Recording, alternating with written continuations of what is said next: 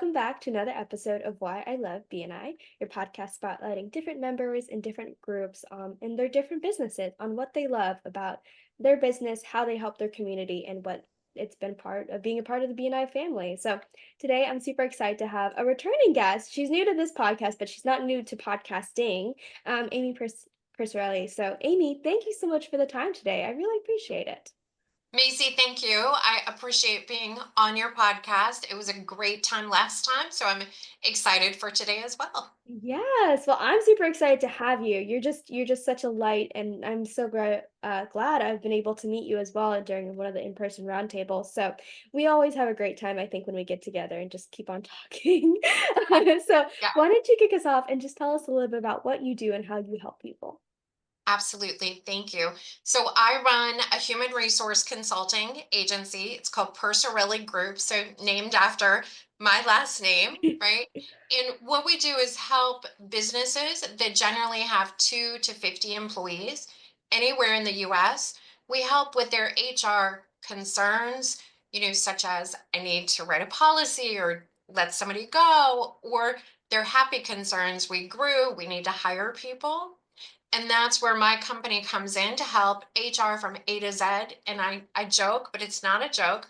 I love HR, so you don't have to. And that's sort of the mantra that, we live by. People love to do their core business, and we love to help with the HR part of it. That's amazing, and we've talked about this a little bit on the last podcast, which I'll link the episode in the description if anyone wants to check it out, which we kind of go more in depth on what she does. But you do all sorts of things when it comes to HR, things that I don't think a lot of people even understand that is a part of Yes. HR. So you mentioned plans. Can you talk a little bit about some of the plans that you help people implement and some of the policies you help them implement? Absolutely. So we come in, we do a complimentary consultation so that business owner can tell us a little bit about their business. And if they feel they have issues that need resolved, we then ask our 5,000 questions to see if there's anything they're not aware of. And we Mm. go in and implement. So, one thing we found last year, really big thing, a lot of companies don't know how to manage their I-9s. It's Mm. federally mandated, federally regulated, but companies just aren't aware. So Right. we've been able to come in, do an audit, and help them get those cleaned up and put where they need to be. We've also helped implement handbooks and policies. And people think, oh, I don't need a handbook. We've worked together for 10 years. You still should have a handbook of some sort. So if things, aren't clear, you can go to that. So it's policy and never personal, and Mm. trying to, remove the two from one another. Yeah, that's a big thing because I know it's hard, especially when you're a small business and you know your Yes. employees so well. If something happens, you're like, okay, I don't really want that happening again. How do I approach this in a way that this person doesn't feel slighted, but it's just a learning Yeah. experience for the both of you guys for moving forward? Absolutely. Yes. And that's how I like to look at it. It should always be done with that, guiding and learning perspective, not just you were 5 minutes late, you're fired, or, whatever it may be. Yes. Right. Yeah. And being, using the proper communication. That's why you have that third party come in and be like, all right, this is how I see it from this very objective standpoint, and here's how I see it moving forward. And to be that, like, okay, you're not crazy. It's not, you probably Yes. shouldn't tolerate something like this. It's okay. Because people need that validation too. They don't want to be seen as the bad guy.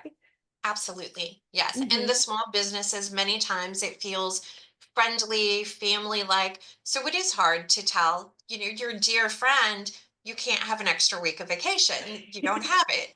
But having it Right. in a policy form takes out the personal to it. So it doesn't sting as hard. And it just lets them see this is a business, you're an employee, let's move forward. Mhm. And something that you mentioned that I really love is you have so many questions in your arsenal to ask businesses to really make sure that everything is in place in the way it should be, just to protect them and their employees and make sure everyone feels protected in that sense.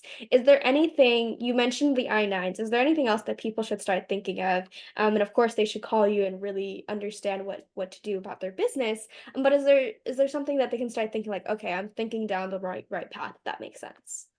Yeah, so really look at, do you have any policies? And Mm. if you do, when was the last time they were updated? Last year, there were 15 major updates between the Employment Commission, Department of Labor, etc. So if you're not in the field of looking for those, you could have overlooked them and you may be out of compliance. So Mm. that's what I like to say. If you don't have a policy, it's time to have one.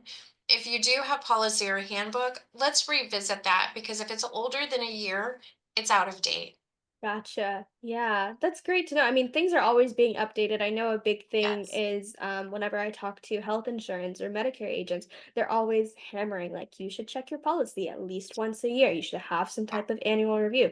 You never know what changes, and it's easy to go, well, this policy was great 30 years ago. It's like, okay, well, a lot of new things I think have happened in the past 30 years. I could be wrong, but that's my knowledge. Yes, absolutely. Yes, For yes. sure. Well, this is a great topic. And again, I'll link the other interview in the description if people want to check it. We go, I think, a little bit more in depth than this, and it's a great one. So definitely check it out. But switching gears just a little bit, I'd love to talk about, your BNI experience and your BNI journey. So who was the first person that invited you to BNI? How'd you find out about it?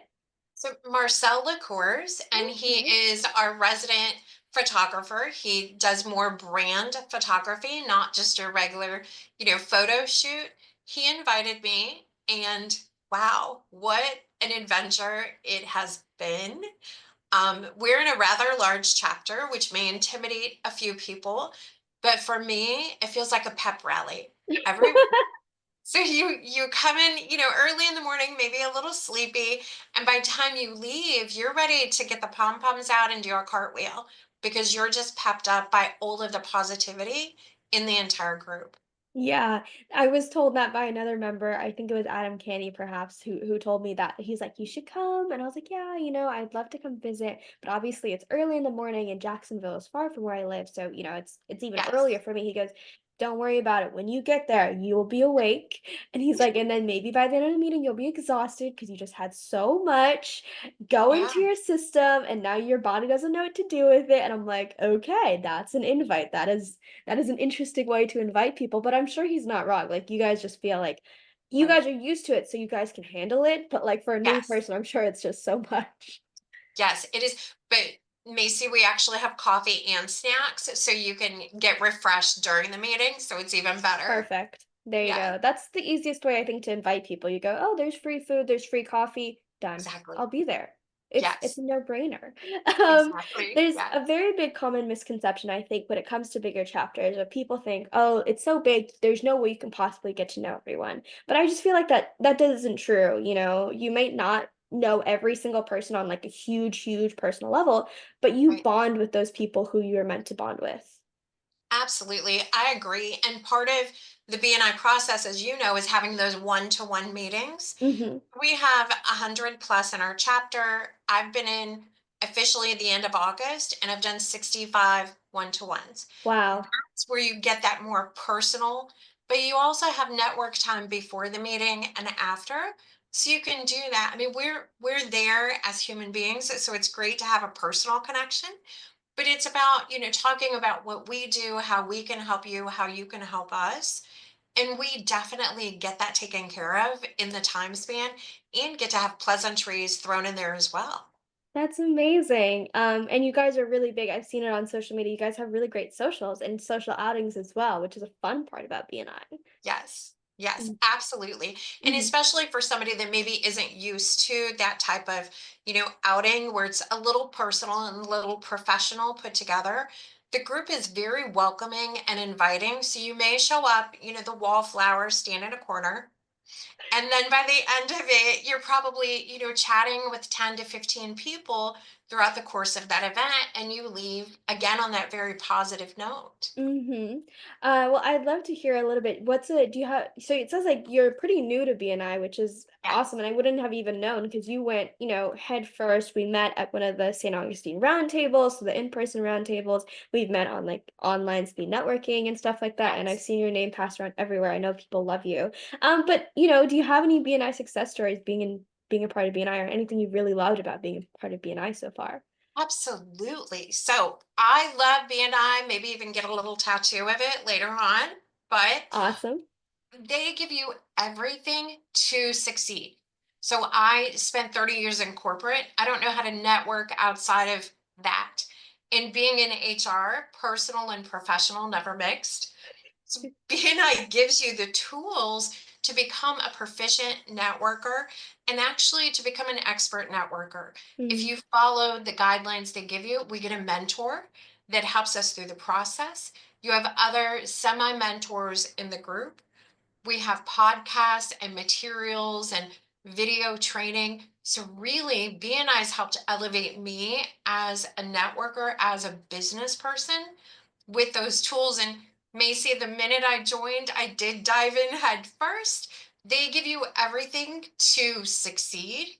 So it's your choice. Dive Mhm. in head first, do everything imaginable, and see that success happen. And I have had referrals and repeat referrals, which in the HR world can be challenging because we're not the people that fix your fence or build a Right. pool. We're very different, but I started getting referrals after the first month I was in the chapter, which is Wow. amazing. That is, and I mean, I know your chapter is just so giving, and I'm sure it's always so fun when you join that BNI chapter, and you're like, well, I have no idea how I'm supposed to refer people or how they can refer to me.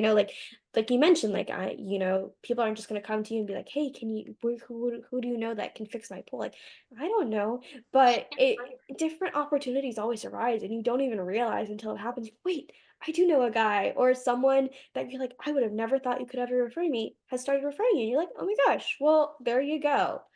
Yes, yes. Mhm. It's an amazing organization to be a part of. Absolutely. That's awesome. Well, I'm so glad to hear. And again, I kind of forgot. I think you had mentioned it because we met originally. I remember is the visitor host training, which is like even if you weren't a visitor host, you were a part of the visitor host training. Just because we should all be visitor hosts to all of the guests, really make sure they feel welcomed and they don't feel like you mentioned, like the wallflower just standing there waiting for something to happen. To be proactive about it and helping them out. And you had just such a great energy, and you were so excited. So I was like, wow, it's awesome to talk to someone so excited right off the bat. Yeah, Because I think I hear a lot also people going like, oh well, BNI doesn't work, and there's no way it could possibly. It's just too much. It's another job, and right, totally. If you feel that way, I understand. Or maybe that chapter wasn't right for you. So there are different right. things. I don't want to write off people's experiences, but a big part is to really surround yourself in the BNI experience.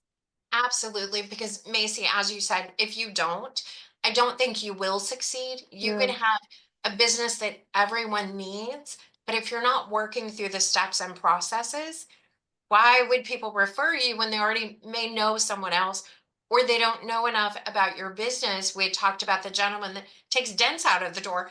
Who knew that was a thing? And Right. until, we met at BNI, I never would have known.